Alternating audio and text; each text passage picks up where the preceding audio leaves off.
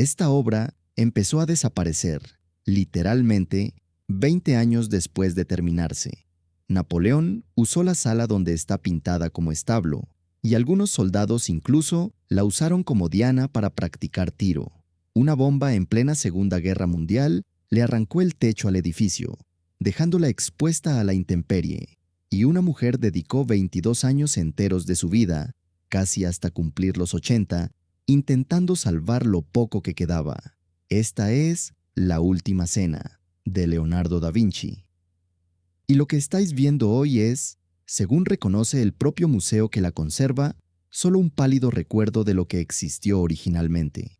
Hoy os voy a contar la historia completa de cómo una de las obras más admiradas del mundo ha pasado 500 años, literalmente, luchando por no desaparecer del todo. Leonardo pintó esta obra entre 1494 y 1498, por encargo de Ludovico Sforza, apodado El Moro, duque de Milán. No fue pensada para un museo ni para una galería. Se pintó directamente sobre la pared del refectorio, el comedor, del convento de Santa María delle Grazie, donde los monjes dominicos comían cada día. Imaginad la escena: generaciones enteras de monjes dominicos desayunando, comiendo y cenando, día tras día, año tras año, delante de esta representación monumental de la última comida de Cristo con sus discípulos. No era arte para contemplar de visita ocasional. Era parte de la vida cotidiana de ese convento, presente en cada comida compartida. La escena captura un instante muy concreto de la última cena bíblica. El momento exacto en que Jesús anuncia que uno de los presentes lo va a traicionar. Fijaos en la reacción en cadena: sorpresa, indignación, incredulidad, dolor, repartida entre los 12 apóstoles, organizados en 4 grupos de 3. Leonardo hizo bocetos preparatorios durante meses, estudiando gestos y expresiones humanas con una obsesión casi científica, antes de tocar siquiera la pared del refectorio.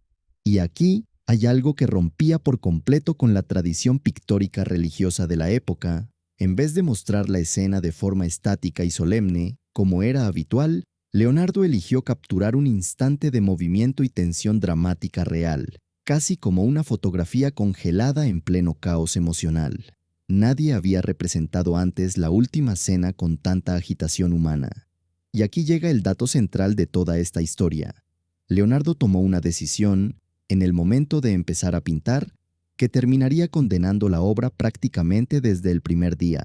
La técnica del fresco tradicional exige pintar sobre una capa de yeso todavía húmeda, lo que obliga al artista a trabajar muy rápido, sin apenas margen para corregir, y eso chocaba frontalmente con la forma de trabajar de Leonardo, un perfeccionista que necesitaba tiempo para revisar, matizar y retocar cada detalle con calma.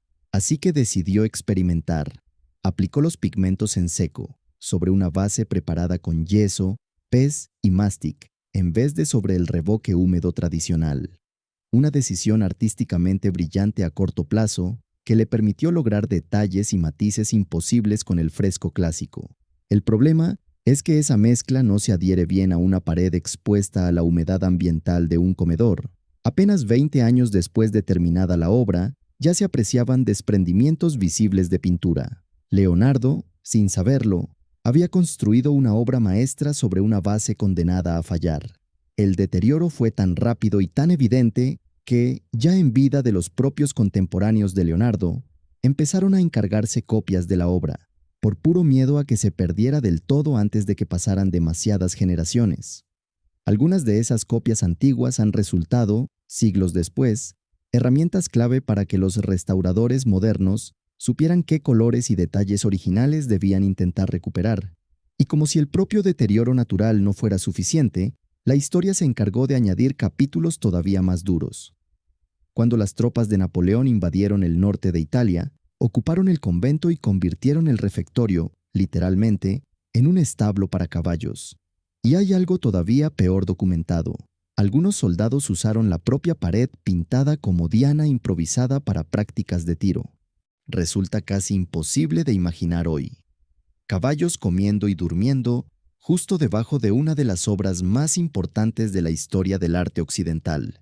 mientras la humedad de sus propios cuerpos y su respiración se acumulaba en el ambiente cerrado de la sala, acelerando todavía más el deterioro que ya venía arrastrando desde hacía siglos.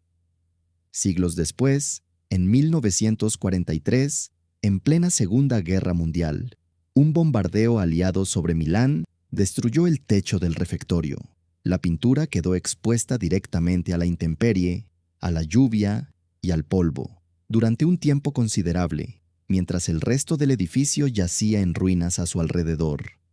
Que esta obra sobreviviera a todo esto, humedad, caballos, disparos y una bomba, es, en sí mismo, casi un milagro logístico y de conservación. Y durante toda la Segunda Guerra Mundial, mientras el refectorio permaneció parcialmente destruido y expuesto a la intemperie, la ciudad de Milán vivió sometida a bombardeos constantes. El propio convento y buena parte del barrio circundante quedaron reducidos a escombros, mientras esa única pared, protegida con lo que se pudo improvisar sobre la marcha, resistió de pie. Desde el siglo XVIII, la obra ha sido sometida a 8 intervenciones de restauración documentadas. La primera, en 1726, a cargo de un restaurador llamado Michelangelo Bellotti, que rellenó las grietas con pintura al temple y cubrió toda la superficie con una capa de aceite. El problema es que cada restaurador posterior interpretaba a su manera los rasgos originales, ya parcialmente perdidos. Según explicó la propia restauradora principal del siglo XX, cada uno de esos 6 intentos previos había cambiado la fisonomía, el carácter y la expresión de los apóstoles, capa sobre capa, durante casi 2 siglos y medio.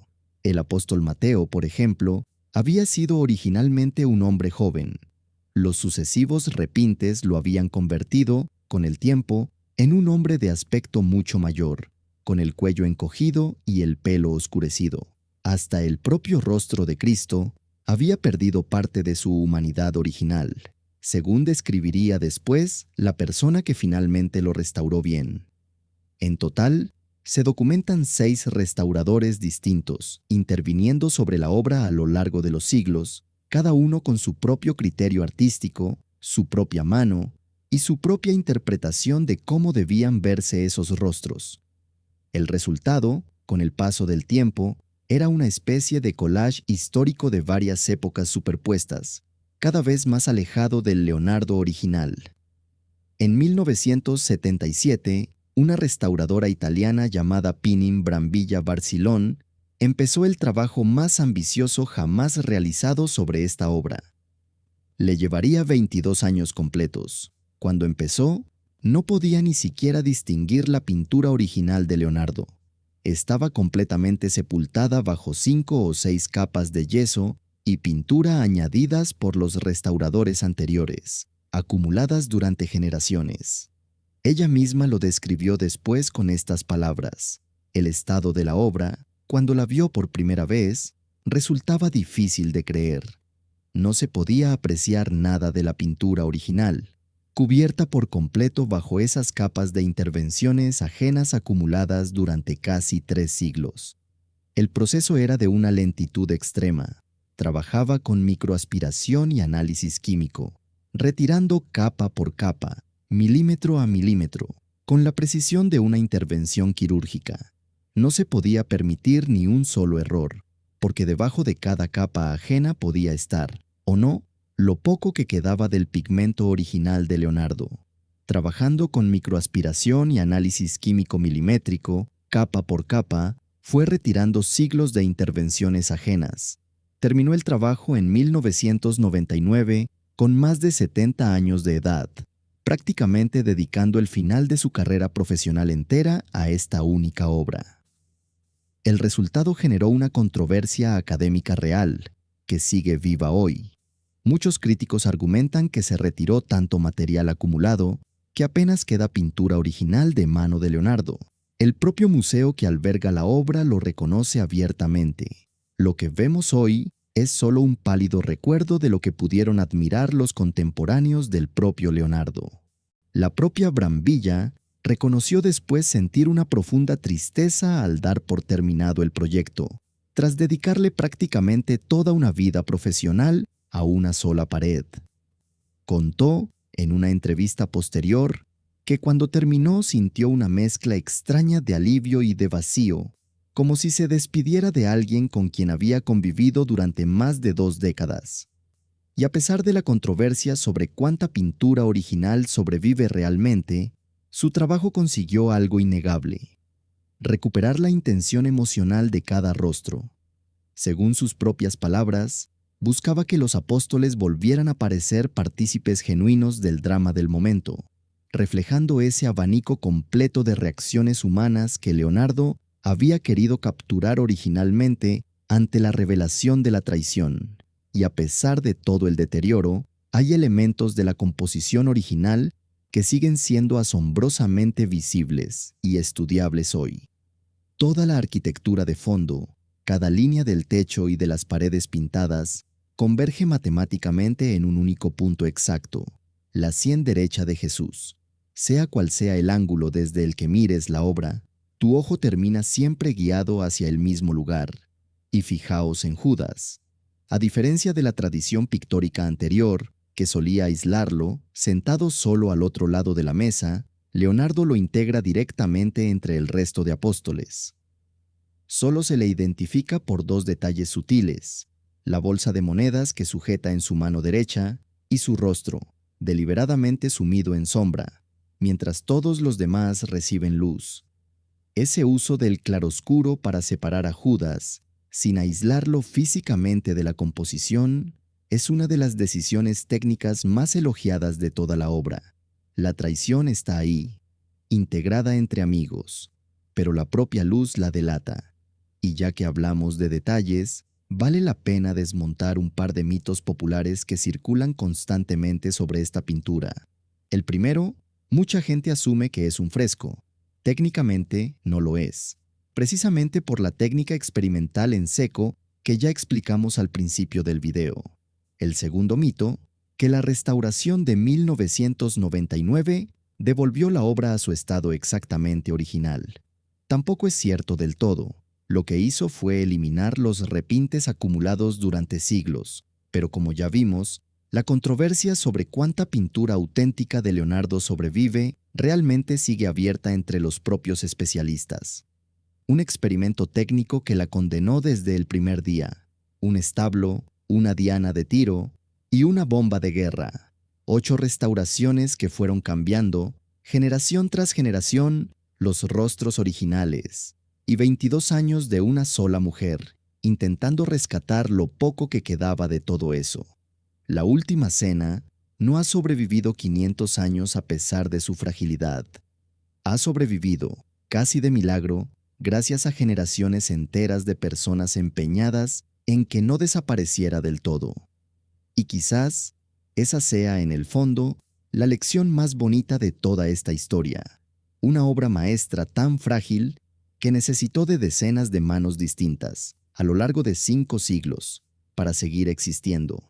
El propio Leonardo, con toda su genialidad, no pudo salvarla solo. Hizo falta un esfuerzo colectivo de siglos enteros.